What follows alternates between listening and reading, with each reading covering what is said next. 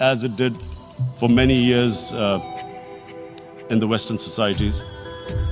The Prophet said that one of the greatest deeds is to free a slave. But because the society depended on slavery, he said, but if you have to treat them as an equal member of the family. And as a result, something happened in a Muslim world which hasn't happened in any other civilization. Slave dynasties appeared. Slaves became kings. The Mamluks, slaves who ruled Egypt. In India, there were slave dynasties. And then, with minorities, again, you hear that Islam is supposed to be against minorities. Let me just make this clear. In Islam, the Prophet announced that everyone was free to practice his religion. It was a sacred duty to protect the places of worship of all religions. He announced that every person is equal in front of law, whatever his religion or his color. And this incredible case, and I always quote this, that the fourth Khalifa, the head of state of Medina, he lost a court case against a Jewish citizen. So, number one, it showed there was a rule of law, no one was above law. And number two, that a Jewish citizen was an equal citizen. So, Mr. President, when a Muslim society is unjust to its minorities, it is going against the religion of Islam and our Prophet, peace be upon him. So, it is important to understand this. The Prophet lives in our hearts. When he's ridiculed, when he's insulted, it hurts. As we human beings understand one thing, the pain of the heart is far, far, far more hurtful than physical pain. And that's why the Muslims react. And I always thought that if I ever had the stage, I would try and explain this to the world community, especially to the Western community, because having lived in the Western community, people didn't understand this. When I first went as a teenager to England, there was a comedy film on Jesus Christ. It's unthinkable in Muslim societies. So we need to explain that, look, in a human community, we must be sensitive to what causes pain to other human beings. We have, in the Western society, and quite rightly, the Holocaust is treated with sensitivity because it gives the Jewish community pain. That's all we ask. That do not use freedom of speech to cause us pain by insulting our Holy Prophet. That's all we want. And now, the number fourth point, Mr. President, and this is the most critical point, is the reason why I especially came here. It is about what is happening in Kashmir. Before I go on this, I want to make one thing clear. That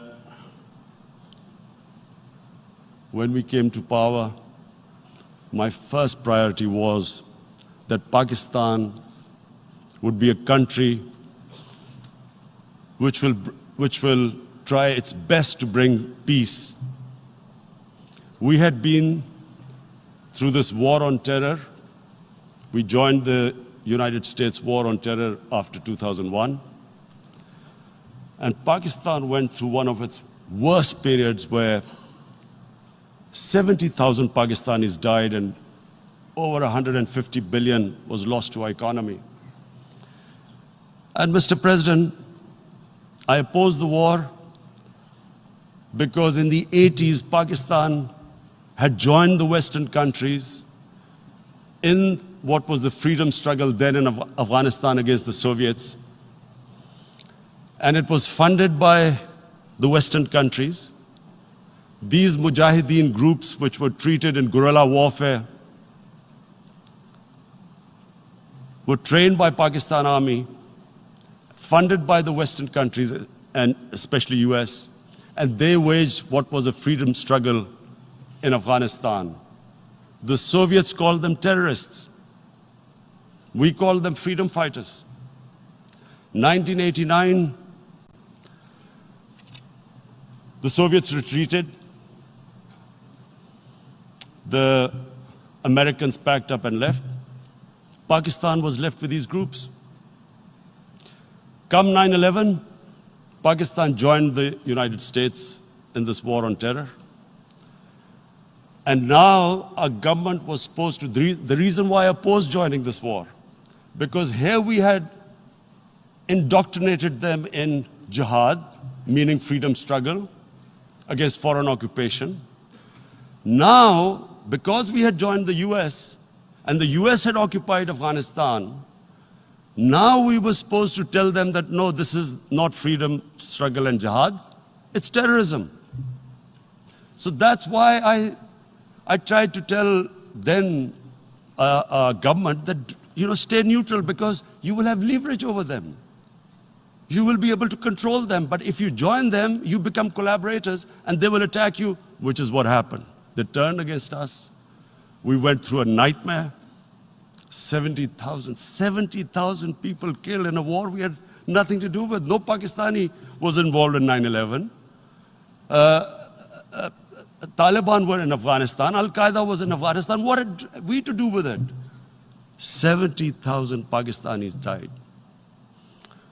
So when we came to power, we decided that we would dismantle what was left of these groups. And this decision was taken not just by us, but by all the political parties in Pakistan. Unfortunately, they didn't implement it. So we came to power, we decided to implement it, and we dismantled whatever was left of the groups. And I know that India keeps accusing us that there are these groups there. I would like the United Nations to send observers, see for themselves what we've done. No Pakistani government would have dared to do this because it would have created strife. But we decided that there would be no militant organizations in Pakistan. So I need to give you this background and to what I'm going to say later on. And secondly, we started mending fences. I invited the Afghan president. We developed a relationship with Afghanistan. We had problems with Iran. We mended fences there. And then India. Now let me just give you a little background about my relationship with India. Because of cricket, and cricket being it's a passion in the subcontinent, I had great following in India. I have friends in India, and I loved going to India. So immediately, when my party came to power, the first thing we did was to immediately reach out to India. And I spoke to President Modi and I said, look, we have similar problems. Climate change, poverty, let's get together. Let's resolve our differences through trade. Let's build a relationship on trust. Prime Minister Modi told me that, there were terrorist attacks from Pakistan. I said, we have problems with you. There are terrorist attacks which we know are instigated by India in Balochistan. We caught a spy, Kulbhushan Yadav, who admitted what the sabotage going on in Karachi and Balochistan. So we said, look, let's leave that behind. Let's move forward. Our main priority should be our people. The highest number of poor people live in the Indian subcontinent. Unfortunately, didn't make any headways. Our foreign ministers were supposed to meet on this in the UNGA last year. India cancelled it. We thought that it's their election coming up. It's a nationalist, ultra-nationalist party. It doesn't want to cozy up to Pakistan. So we thought, okay, we'll wait till the elections.